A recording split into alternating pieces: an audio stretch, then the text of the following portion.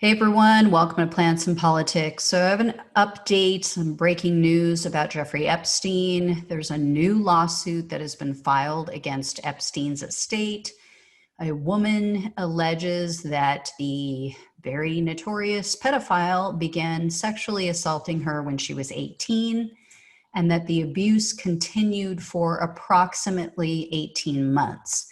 The alleged victim is listed in the newly filed lawsuit as Jane Doe 1001, and the lawsuit also names a woman by the name of Leslie Groff, I believe that's how you pronounce it, who was one of Epstein's assistants, and another woman who's just named as a woman with an accent. It doesn't give a name.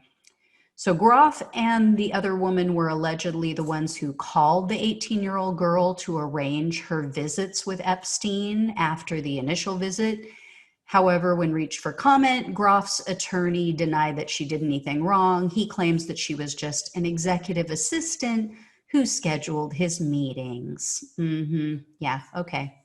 Jane Doe 1001 said that she met Epstein after she and a friend were approached by a woman in New York.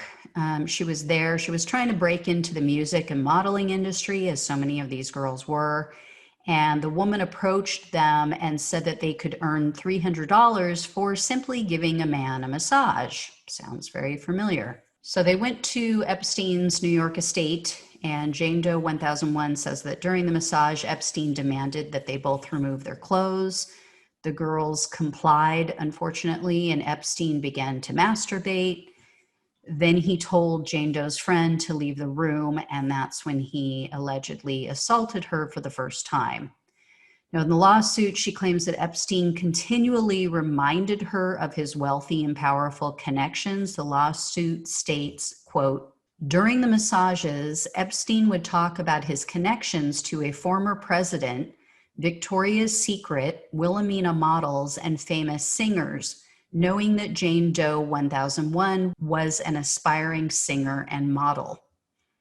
Epstein was not to be disobeyed, and he made clear by his words and actions that there would be consequences if Jane Doe 1001 did not comply with his demands. She knew that reporting what had happened to her while Epstein was alive would have had severe consequences with regards to her physical safety, her family, and her career. She knew that she could not come forward until Epstein was dead." So this is a recurring theme with these girls, not only in how they were recruited and lured into his depraved world, but how he kept them there too. The lawsuit also goes on to say, quote, "Jane Doe 1001 felt extremely threatened by Epstein and was terrified of what would happen to her if she failed to comply with Epstein's demands, so she followed the directions of Epstein's employees and arrived at the mansion when directed to do so." It's just so disgusting. I mean, you guys know how I feel about this by this point. It's just vile. But yeah, I mean, the fact that some of these women who took part in arranging this are now trying to claim that they have no idea.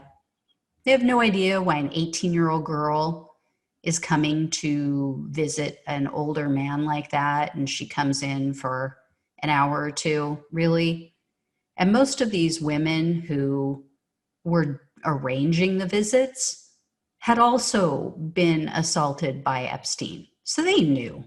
All right, guys, as always, like, share, subscribe. I will talk to you soon, and I will bring you any new breaking stories on this front.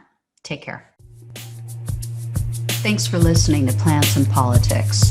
The only way we can take our country and power back is to spread the truth and build an army.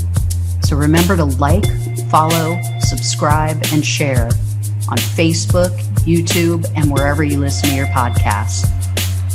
Thanks again.